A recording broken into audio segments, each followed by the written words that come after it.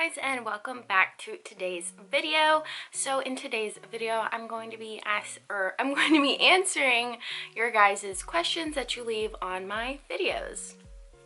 Alright, so for the first question I have is, how do you acquire clientele? So I would say 90% of the way that we gain our clients or we find new clients is through social media. We find them on Instagram, Facebook, YouTube. Like, you have to be on all social media platforms. We have a Twitter. I wouldn't say that we get clients from our Twitter, but we have it all. And I think that's super important. You need to have a website. You need to be on Google and on Yelp. You just need to be on all the platforms so you're easily accessible to whichever clientele is trying to find you. Alright, so our next question is, who runs my salon when I'm on vacation? Simple answer, our manager. Her name is Marissa. She is my best friend. She's been in our cosmetology vlogs. Yeah, but she kind of holds the fort down when I'm away. All my stylists are very independent. They have years of experience, and they know what to do. I mean, like, I don't have to micromanage them. They just come in, go to work, and do their job. And they lock up, and they make sure everything is clean. We have chore charts, and, you know, we just do that. So to kind of go back onto like the traveling, who watches my salon or who kind of is in charge of it, the reason that I'm even able to travel, let me just clear it up for you guys. I'm not like filthy rich, okay? My mom travels across the country for her job, and that's how I get to travel, is so whenever she is God knows where and I'm available, I tag along with her. So yeah, so the hotel is paid for, the rental car is paid for, I just have to pay for my plane ticket and she pays for my food. So like, that's how I'm able to travel. Everyone's like, you're going somewhere again, like how can you afford it? I'm like, I literally just pay for my plane ticket and that's it. So and it's not like I get to choose where we go. Like, she's like, I'm going here, do you want to come? And I'm like, yeah, I do.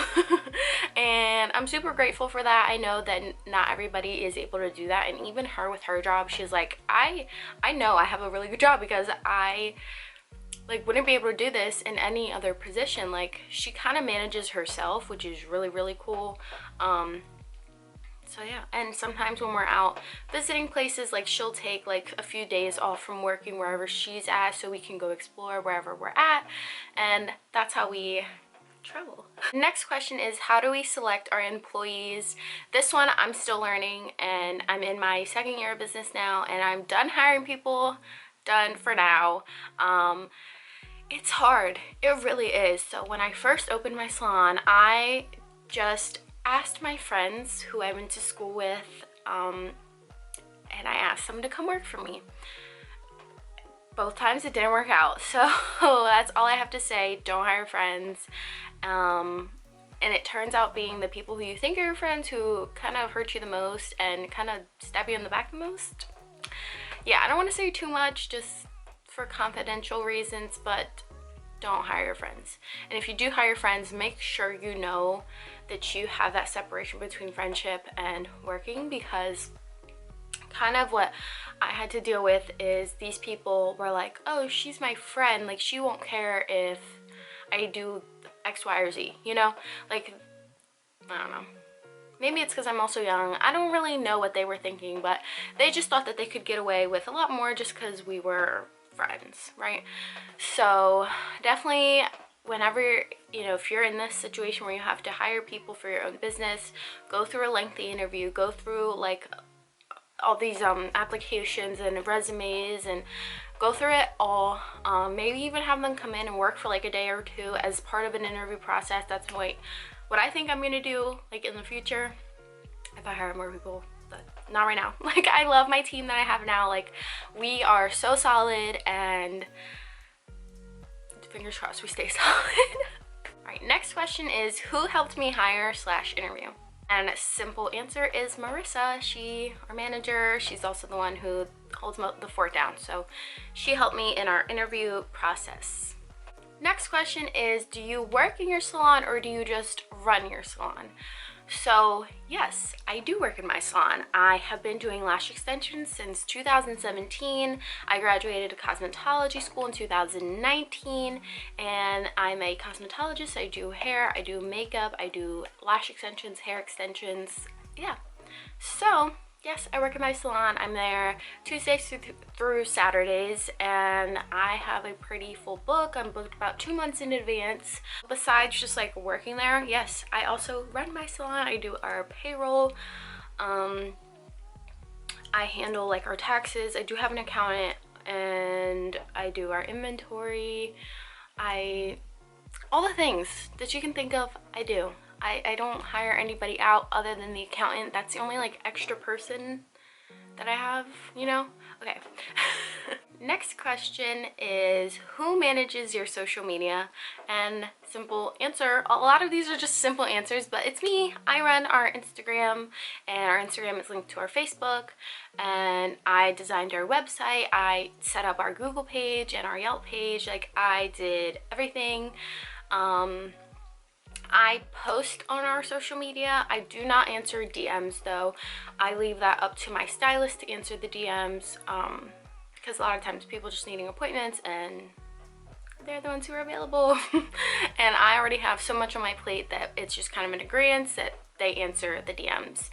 And I know that they've like showed me like some of you messaging and wanting to talk to me, but I don't run our official Insta. I do run it. I don't answer the DMs. Okay, there's that.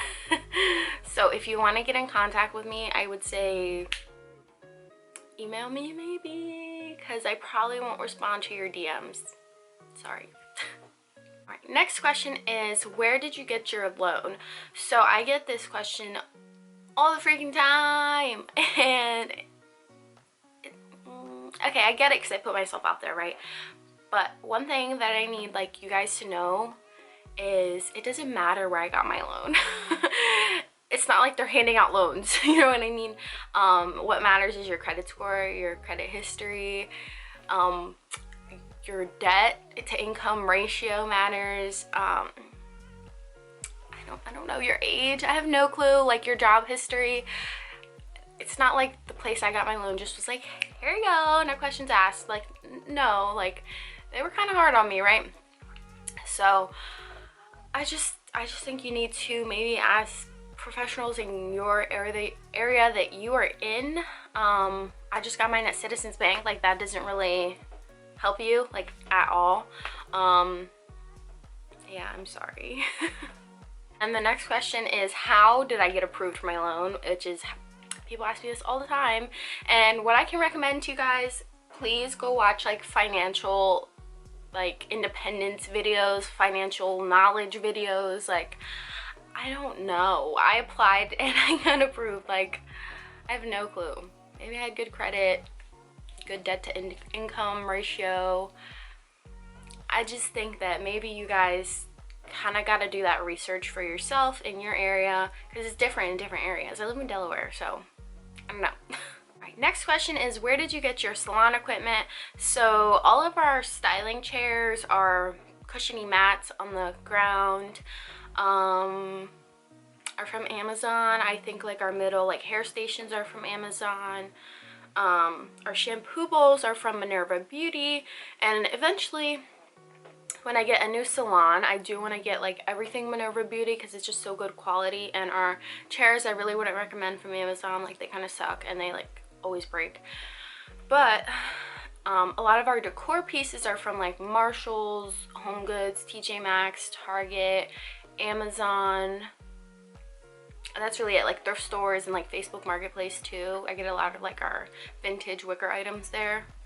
And next question is, besides school, how else did you learn to improve your craft? I would say the biggest thing is practice. Practice on real people, because doing it on a mannequin versus a real person is like completely 100% like so different. So if you don't ever practice on real people, like you're not gonna get that experience, and it's a whole different ball game doing it on a real person. So I definitely think like you need to practice on as many people as you can, and don't rush it. In due time you will be where you want to be. I used to think back in like 2018 how I wanted my work to look like XYZ, and now like I look back at my work and I look at it now and I'm like, oh my gosh, like I didn't even realize like how much I improved, you know. So definitely just keep doing what you're doing. Don't keep doing the same things. If you're noticing that you're not liking how something's turning out, do it a little different, and that will come with obviously practice. And don't be afraid to tell your client like, hey, I'm trying something new today. If you don't like it, we can always change it, go back, XYZ. And I'm sure that they'll be okay with it because I've done that. Other thing I can recommend is social media, looking on Instagram, looking on YouTube. Like there's always like some kind of tutorials and tons of other artists out there that are sharing how they like achieve their looks and like their styles and their sets. Next question is, where can I buy that lash shampoo? So the lash shampoo I use, my client makes it. She has her own soap business called Restful Soul Soaps. Okay, she's on Etsy and on Instagram. Do I use Kenra on my hair? Hold on.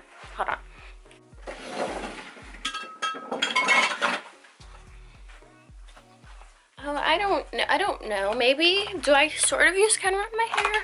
I think so.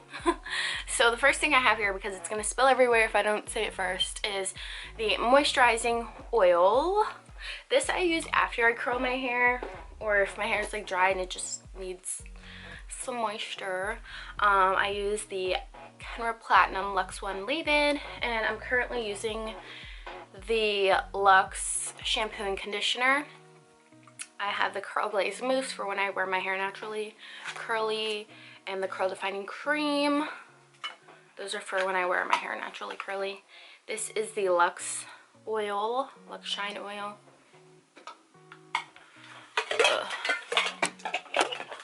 I have the dry shampoo for when I am a grease ball.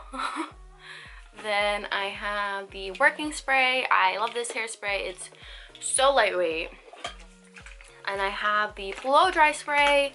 This I use when I use that like blow drying brush. And I have dry texture spray. This stuff smells so freaking good. It's a hit or a miss. Some people don't like it, some people love it. I'm one of those people that love it. And this I use mostly in the summertime. This is the Sugar Beach spray.